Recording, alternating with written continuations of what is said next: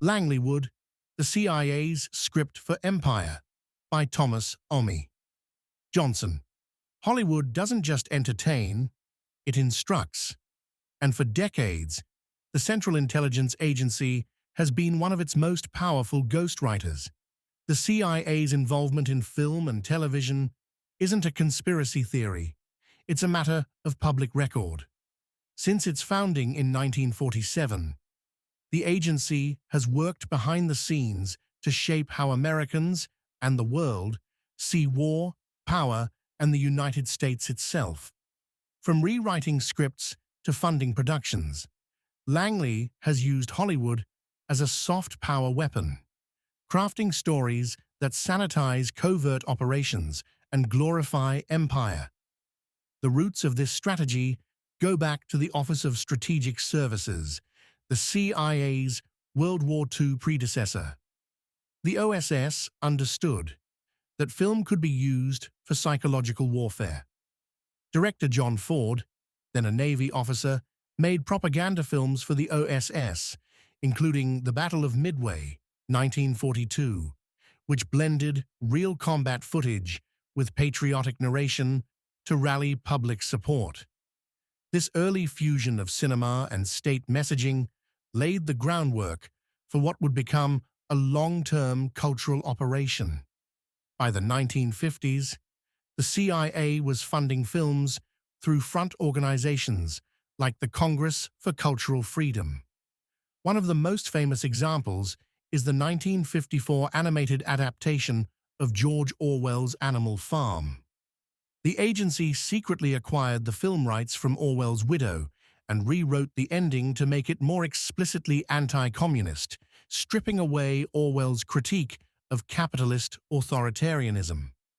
As Francis Stoner Saunders documents in The Cultural Cold War, this was part of a broader campaign to win hearts and minds through art, literature, and media. Hollywood was a natural partner.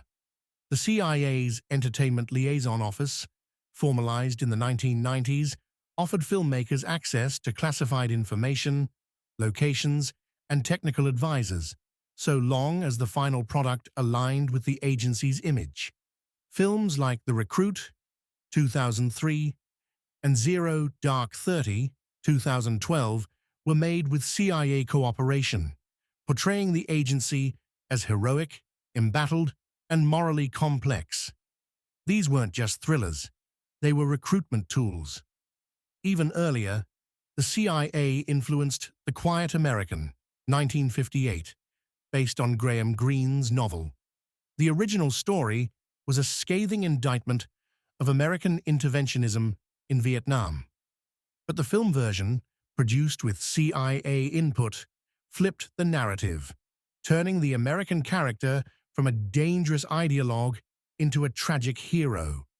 As scholar Tricia Jenkins notes in The CIA in Hollywood, this kind of narrative laundering became a pattern.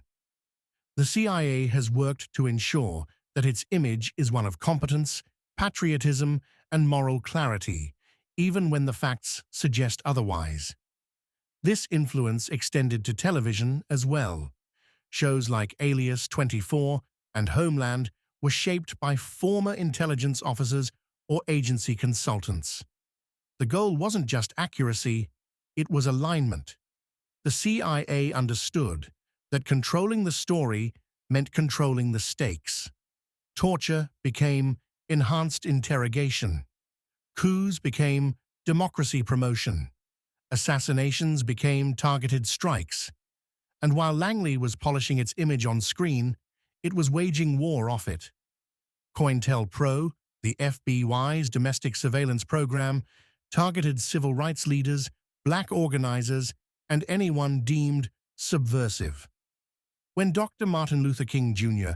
was photographed at Highlander Folk School, a radical training ground for labor and civil rights, the government labeled it a communist front. The same logic that sanitized CIA torture in Zero Dark 30 was used to smear King, discredit Highlander, and dismantle movements for justice. The propaganda didn't start with the CIA. Films like The Birth of a Nation, 1915 had already shown how cinema could glorify white supremacy and rewrite history. But Langley took that model and industrialized it, turning Hollywood into a factory for imperial myth-making. Today, the agency doesn't need to censor dissent. It just drowns it out with spectacle. It doesn't need to burn books. It just buys the screen rights. Because when you control the story, you don't need to silence the truth. You just make sure no one hears it.